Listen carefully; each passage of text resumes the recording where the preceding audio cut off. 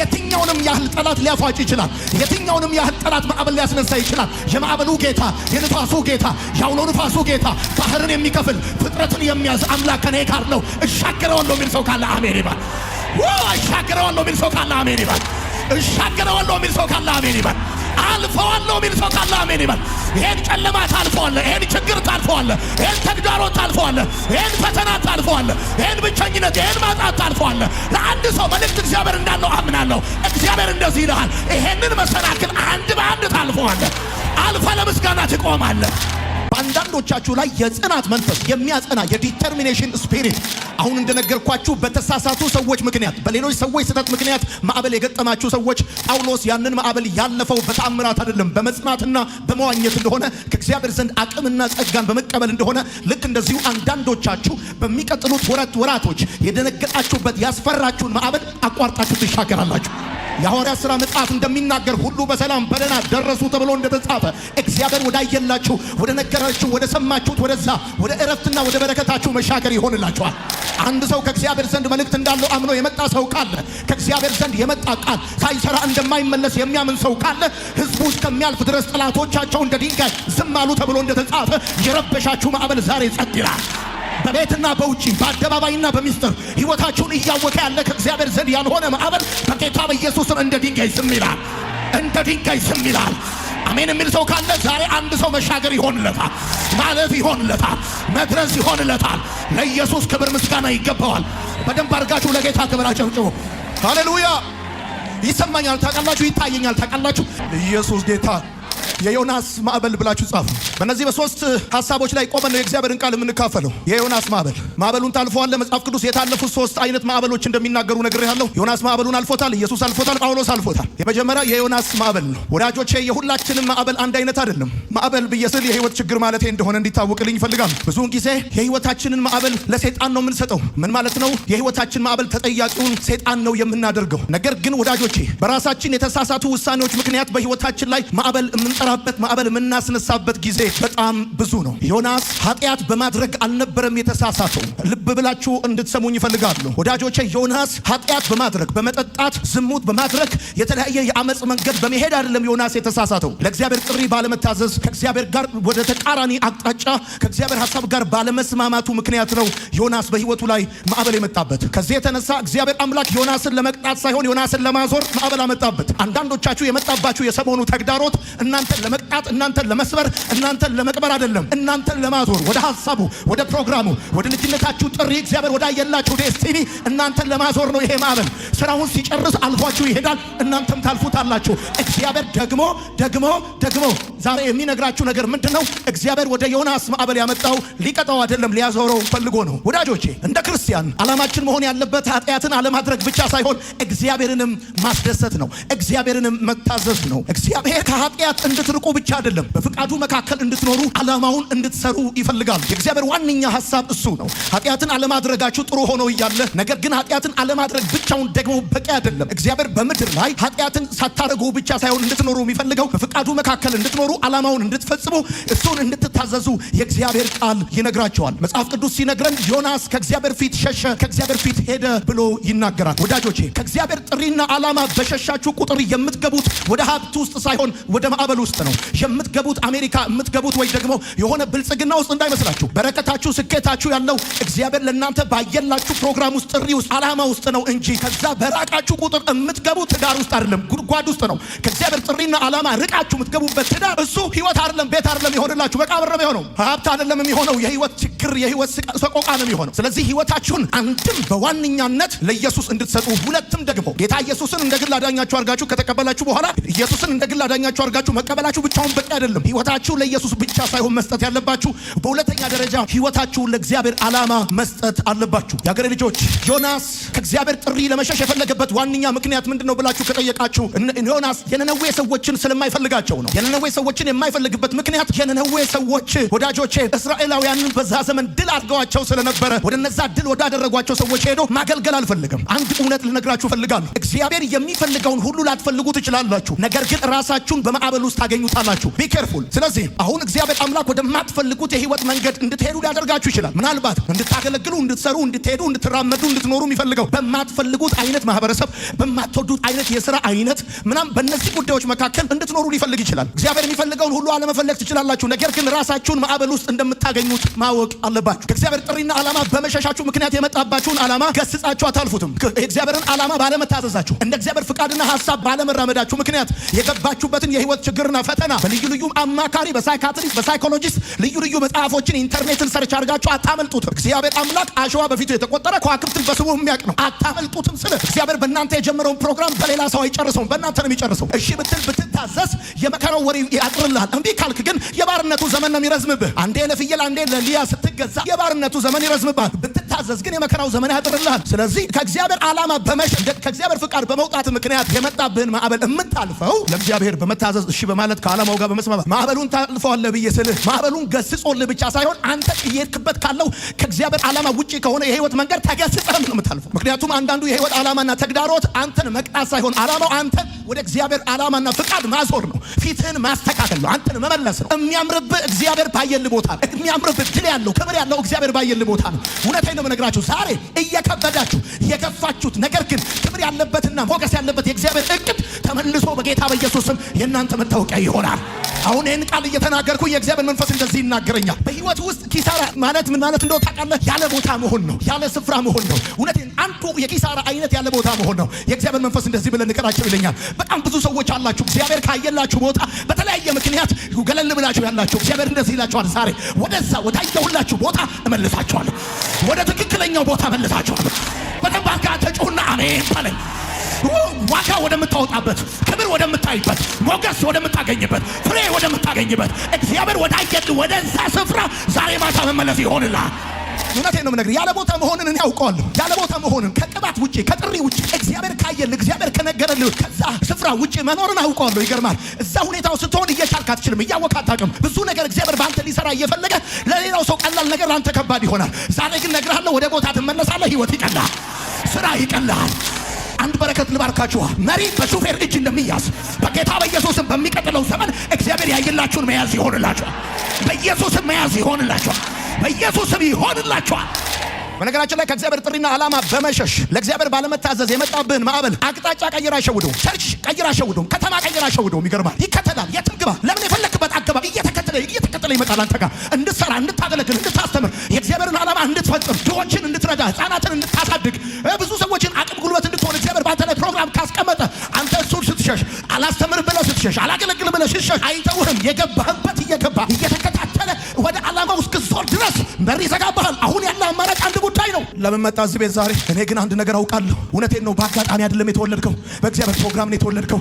አንተ የሁለት ሰዎች ስህተት ውጤት አይደለም፣ የእግዚአብሔር ፕሮግራም ውጤት ነህ። በቅርብ ጊዜ አንድ ነገር አያለው። ራእይህን ወልደህ በጌታ በኢየሱስ ስም ታየዋለህ። እግዚአብሔር ያየልህን ነገር አይተኸው በኢየሱስ ስም ማየት ይሆንልኛል። ረገጥ አርግና አሜን በል። ማዕበሉ ይታለፋል ወዳጄ። ማዕበሉ ግን የሚታለፈው ከእግዚአብሔር ዓላማ ጋር በመስማማት ነው። ማዕበሉ የሚታለፈው ለእግዚአብሔር ጥሪ በመታዘዝ ነው። ማዕበሉ የሚታለፈው ከእግዚአብሔር ጋር በመስማማት ወደ እግዚአብሔር በመጠጋት ነው። በመሸሻ አይደለም። ይገርማል። በመሸሻ አይደለም። ትልልቅ አቅም ያላቸው ሰዎች በግብታዊነት እንዳይመስልህ ከእግዚአብሔር ጥሪና ዓላማ ለመሸሽ የሚፈልጉት ከእግዚአብሔር ጥሪና ዓላማ ለመሸሽ የሚፈልጉት ሌላ የማይፈልጉት ነገር ስላለ ነው። እግዚአብሔር የሚፈልገው ነገር አለ በእነሱ፣ እነሱ ደግሞ በተፈለጉበት ቦታ የማይፈልጉት ነገር አለ። ምቾት የነሳቸው ነገር አለ። አንዳንዶቻችሁ ከእግዚአብሔር ቤት የሸሻችሁት መጋፋት ሰልችቷችሁ ነው። ፖለቲካ ሰልችቷችሁ ነው። ትግሉ ሰልችቷችሁ ነው። ነገር ግን ይገርማል። ትግልም ቢኖር መጋፋትም ቢኖር ወጀብም ቢኖር ተግዳሮትም ቢኖር በታየልህ ቦታ እግዚአብሔር አንተን በፈለገው ቦታ ዋጋ ያለ ክብር ያለ ፍጻሜ ያለ ፍሬ ያለ እዛ ቦታ ላይ ነው። በጌታ በኢየሱስ ስም ነገ ሲነጋ የሚቀጥለው ወር ባልተጠበቀ መንገድ በትክክለኛው ስፍራ ላይ ተመልሰህ ጠላቶች ያዩዋል። ጩና ብለን ባርከ አሜን በል። ሁለተኛው የኢየሱስ ማዕበል ብላችሁ ጻፉ ወዳጆቼ። በመግቢያ ላይ እንደነገርኳችሁ የኢየሱስ ማዕበል ጌታ ኢየሱስ የእግዚአብሔርን ፍቃድ እየፈጸመ የተከሰተ ማዕበል ነው። በዚህ ጊዜ ጌታ ኢየሱስ ክርስቶስ ደቀ መዛሙርቱን ከጀርባው ላይ መጣል አላስፈልገውም። የአገሬ ልጆች ትንሽ እምነት በማዕበል ውስጥ ትደነግጣለች፣ ትልቅ እምነት ግን በማዕበል ውስጥ ይተኛል። በእግዚአብሔር ፍቃድ ውስጥ ሆናችሁ ወደ እናንተ የሚመጣውን ማዕበል በተመለከተ መፍራትና መደንገጥ የለባችሁ። ማዕበሉን ማናገርን ያለባችሁ እርምጃችሁ፣ ሐሳባችሁ፣ የህይወት መንገዳችሁ እንደ እግዚአብሔር ፍቃድ እስከሆነ ድረስ ማዕበል አይመጣም አይባልም። ሊመጣ ይችላል። ከእግዚአብሔር ፍቃድ ጋር ተስማምታችሁ የተጓዛችሁ ሳለ ከሚመጣው ማዕበል የተነሳ መፍራትና መደንገጥ የለባችሁም። እንደውም ማዕበሉን ማናገርን ያለባችሁ። ለምን? ክርስቲያን ከሆናችሁ ተራራውንና ማዕበሉን የማናገር ስልጣን አላችሁ። ነገር ግን ማዕበሉን ማናገር የሚችሉ ከማዕበሉ ጋር መነጋገር የሚችሉ በማዕበል ውስጥ መተኛት የሚችሉ ሰዎች ብቻ ናቸው። በማዕበል ውስጥ የምትተኛው ግዴለሽ ስለሆንክ አይደለም፣ ጌታ ስላለክ ነው፣ እምነት ስላለክ ነው፣ አታይ ስላለክ ነው። ከእግዚአብሔር ፍቃድ ጋር ተስማምተ እየሄድክ ባለህበት መንገድ ላይ ማዕበል ሊመጣ ይችላል፣ ተግዳሮት ሊመጣ ይችላል። ይሄን የመጣውን ተግዳሮትና ማዕበል የህይወት ፈተና ፈርተ ደንግጠ መሸሽ የለብን። ለዚህ ነው ጌታ ኢየሱስ የገጠመውን ማዕበል በመታመንና በመገሰጽ ነው ያለፈው ያልኩ። ሰይጣን ማዕበል ይፈጥራል፣ እግዚአብሔር ደግሞ አእምሮን የሚያልፍ ሰላም ይፈጥራል። እንዴት ሰላማዊ እንደሆንክ አታውቅም፣ ግን ብቻ ሰላማዊ ነህ። እንዴት መልስ እንደሚመጣ አታውቅም፣ ግን ደግሞ መልስ እንደሚመጣ ታውቃል። ቤት አቅጣጫ እንደሚመጣ አታውቅም። ከእግዚአብሔር ፍቃድና ዓላማ ጋር እየተጓዝክ የሚመጣውን ማዕበል ስፍራ ለቀ አሳልፈዋለሁ ልትል አይገባም። እሱ ነው ስፍራ የሚለቀው፣ አንተ ስፍራ አትለቅም። እሱ ነው ማነጋገር ያለብህ ወዳጄ። እና ነገርኩህ፣ ትንሽ እምነት በማዕበል ውስጥ ይደነግጣል። ማዕበል ሊመጣ ይችላል፣ እንዳደነግጥ። ወሬ ሊነሳ ይችላል፣ የተለያየ አድማ ሊደረግብህ ይችላል። ሳንገለው አንተኛም ብለው ሊማማሉ ይችላሉ። ሳናዋርደው ሳናቆመው ብለው ሊሉ ይችላሉ። አንተ ግን ፈጽሞ ግራ ልትጋባና ልትፈራ አይገባም። ይልቁኑ እንደውም በእግዚአብሔር ቃል ላይ ባለ እምነት ተነሳና ገስጸው። ይገርምሃል፣ የእግዚአብሔር ቃል እንደሚናገር ህዝቡ እስከሚያልፍ ድረስ ጠላቶቻቸውን እንደ ድንጋይ ዝም አደረገላቸው ተብሎ እንደተጻፈ እነግርሃለሁ። እግዚአብሔር ወዳየልህ ወደዛ ዴስቲኒ እስክታልፍ ድረስ አንደበቱን አንተ ላይ የሚያላቅቅ እግዚአብሔር እንደ ድንጋይ ዝም ያደርገዋል። አታልፍም የሚልህ እንደ ድንጋይ ዝም ይላል። ትዋረዳለህ የሚልህ እንደ ድንጋይ ዝም ይላል። አንተ ለቀቃልግና ረገጣልግና አሜን በል። ዛሬ ማታ ከእግዚአብሔር ዘንድ አንድ ተግሳጽ፣ አንድ ግሳጼ በማዕበሉ ላይ ይነሳል። ጸጥ ረጭ ይላል የሚል ሰው ካለ አሜን ይበል። ጴጥሮስ እንደተኛ ትዝ ይበልህ። ፈተናውን እየተጠባበቀ መተኛትን በፈተና ውስጥ በማዕበል ውስጥ ከኢየሱስ ነው የተማረው። ትልቅ እምነት ያለው ሰው በማዕበል ውስጥ ይተኛል። ማዕበሉ ማነጋገር የሚችለው ደግሞ በማዕበል ውስጥ መተኛት የሚችል ሰው ነው። እና ማዕበል ሲነሳ፣ ተግዳሮት ሲነሳ ይገርማል። እኔ በጣም የህይወት ፈተና ሲበዛብኝ እንቅልፌ ነው የሚመጣው። እንደውም ከፈለክ ይኸው አሁን ላለፉት ረጅም ደቂቃዎች ይሄን መጽሐፍ ስጠቀም አይታል፣ ስጽፍ ግን አላየን። እዚህ መጽሐፍ ቅዱስ የፊት ለፊቱ ገጽ ላይ ያለው ቃል በእስክሪብቶ የጻፍኩት በጥቁር እስክሪብቶ እንደዚህ ይላል፣ ወጀብ ሲነሳብኝ እንቅልፌ ይመጣል ይላል። ይገርማል። ሰዎች ወሬ ሲያበዙብኝ እንቅልፌ አይጠፋም፣ እንቅልፌ ይመጣል። በሰላም እተኛለሁ፣ አንቀላፋለሁ። እግዚአብሔር ሆኖኛልና መተማመኛ ከስጋት ሁሉ መታኛ። ትልቅ እምነት በማዕበል ውስጥ ይተኛል። አጠገብ ያለው ሰው ልካውና ትልቅ እምነት በማዕበል ውስጥ ይተኛል በለው። የሚተኛ ሰው ደግሞ ማዕበሉን ያነጋግረዋል በለው። አንተ ተራራ አለለ በሆኑ ምንድን ነህ? በልጅ ፊት ደልዳላ ሜዳ ትሆናለህ ተብሎ ተጽፏል። ዛሬ እነግርሃለሁ፣ እግዚአብሔር ምስክሬ ነው። ማዕበሉን ያስነሳው ማንም ይሁን ማን ከዚህ ቀን ጀምሮ እንደ ድንጋይ ዝም ይላል፣ እንደ ድንጋይ ጸጥ ይላል። አሜን በሉ። እንደ ድንጋይ ጸጥ ይላል። ቢዝነስ ላይ የተነሳ ማዕበል ጸጥ ይላል። አገልግሎት ላይ የተነሳ ማዕበል ጸጥ ይላል። ቤት ላይ የተነሳ ማዕበል ጸጥ ይላል። አልፎ መሄድ ይሆንልሃል። ኢየሱስን በመካከላቸው አልፎ ሄደ ተብሎ እንደተጻፈ ሊገሉት ፈልገው ነበረ፣ ነገር ግን አልፎ ሄደ ተብሎ እንደተጻፈ ዛሬ እነግርሃለሁ፣ ብዙ ነገር እንድትሆን የሚፈልግ ሰው ሊኖር ይችላል። አይናቸው እያየ አልፎ መሄድ ይሆንልሃል። ማዕበሉን ታልፈዋለህ ብዬ ስልህ ከእግዚአብሔር ዓላማ ጋር ባለመስማማት ምክንያት የመጣብን ማዕበል በመመለስና በመታዘዝ እንደ እግዚአብሔር ፍቃድ እየተጓዝክ የመጣብን ማዕበል ደግሞ ገስጸው እግዚአብሔር ላይ ባለ እምነት ተደግፈ እቺ ማነች በውዷ ላይ እንደተደገፈች ኢየሱስ ጌታ ያለመናወጥ ልክ መርዶክዮስ እንደተቀመጠ አንድ መንፈስ ያለው ታውቃላችሁ። ከዚህ ቃል በኋላ በብዙዎቻችሁ ላይ የሚሆነው መንፈስ እንደው ታውቃላችሁ። ዋቴቨር ኢት ካምስ ምንም ነገር ይምጣ የማይናወጥ መንፈስ በጌታ በኢየሱስ ስም ያገኛል። አንታሚ በደንብ አድርገህ ስፍራህን እንዳትለቅ የሚያደርግ መንፈስ፣ የማይናወጥ መንፈስ፣ በገዢዎች ፊት የማይናወጥ፣ በአለቆች ፊት የማይናወጥ አንታሚ ፓት አልናወጥም የሚል ሰው ካለ አሜን ይበል። አሜን አሜን አሜን አሜን አሜን አሜን አሜን በለው በለው በለው። አሜን አሜን አሜን አሜን አሜን። ሚስማር በተመታ ቁጥር እንደሚጠብቅ የተነሳብህ ማዕበል እያጠበቀ መሰረት ስር እየሰደደ እንዲሄድ የሚያደርግ እውነቴን ነው። ገለባ እንዳለው ውስጥ መልእክት እንዳለ ፕሮግራም እንዳለ በእግዚአብሔር ቅባት እንደከበድክ እውነቴን ነው። ታልፈዋለህ ይሄን ማዕበል፣ ታልፈዋለህ ይሄን ማዕበል፣ ታልፈዋለህ ይሄን ማዕበል። አሁን ያለውን ተግዳሮት ታልፈዋለህ። እንደዚህ ነው የሚሆነው። እንዴት ብለህ ካልከኝ ሰው መኪና ሲነዳ ከፊት ለፊቱ ያለውን ተራራ በተጠጋው ቁጥር ተራራው እየቀነሰ እንደሚመጣ በሄደ ቁጥር ወደ ኋላው እንደሚሆን እኔ በእግዚአብሔር መንፈስ ሆኜ እነግርሃለሁ። ዛሬ ከፊት ለፊቱ ትልቅ መስሎ የታየ ነገር ካለፍከው በኋላ ከኋላ ይሆናል። ወደፊት ትሄዳለህ፣ ከኋላ ይሆናል። አሁን ከፊት የቆመ ከኋላ ይሆናል። ዛሬ ያስጨነቀ ነገር እንደ ገለባ ይበተናል። ጸልይላቸው ብሎኛል ጌታ። ትንቢት ተናገር ብሎኛል ጌታ። ጌታ ትንቢት ተናገር ብሎኛል። ታልፈዋለህ። ይሄንን መከራ፣ ይሄን ችግር፣ ይሄን ማዕበል ታልፈዋለህ። ከእግዚአብሔር ዘንድ ቃል ይወጣል። ያናደደህ ነገር በጠቅላላ እሺ፣ እንዴት እንደምታልፈው ልንገራ። እሺ በለኝ። ከዚህ በፊት ተናግሬ አውቃለሁ። ከረጅም ዓመት በፊት የእስራኤል ሰዎች በኤርትራ ባህር ሲሻገሩ ይገርማል። እግሮቻቸው የረገጠው መሬት 0 ነው። 0 ኪሎ ሜትር ማንም ሄዶ የማያውቅበት መሬት ነው። ያ መሬት ለመጀመሪያ ጊዜ ነው ውሃው የተገለጠለት። ለመጀመሪያ ጊዜ ነው የሰው እግር የረገጠው። የመጀመሪያ ጊዜ ነው። ከዚህ በፊት ማንም ረግጦት አያውቅም። ፈርዖን ረግጦት አያውቅም። ትሻገረዋለህ ብዬ ስልህ ከዚህ በፊት ማንም ባላለፈው መንገድ ታልፈዋለህ። በጌታ በኢየሱስ ስም ታልፈዋለህ። ከዚህ በፊት ዘሮች ሄደው በማያውቁበት መንገድ ትሄዳለህ። በኢየሱስ ስም ትሄዳለህ። ደግሞ አንድ መልእክት አለኝ። አሜን ካልክ አሜን ካልክ እጅን ከፍ አድርገህ ላንተ በተከፈተው በር ጠላቶች አይሻገሩ። አሜን ላንተ በተከፈተው በር ጠላቶች አይሻገሩ። ትሻገራለህ። ከዛ በኋላ ይዘጋል። የተከተለ ፈረስና ፈረሰኛ በውሃ ይሰጥላል። እንደተደገፈ ሚተኛ ሰው ካየህ ያ ሰውዬ ጴንጤ ነው። በማዕበል ውስጥ ሚተኛ ሰው ካየህ ያ ሰውዬ ጴንጤ ነው። አዋጅ ወጥቶበት ሚተኛ ካየህ ያ ሰውዬ ጴንጤ ነው። ጠላቶች ተነስተውበት ሚተኛ ካየህ ያ ሰው ጴንጤ ነው።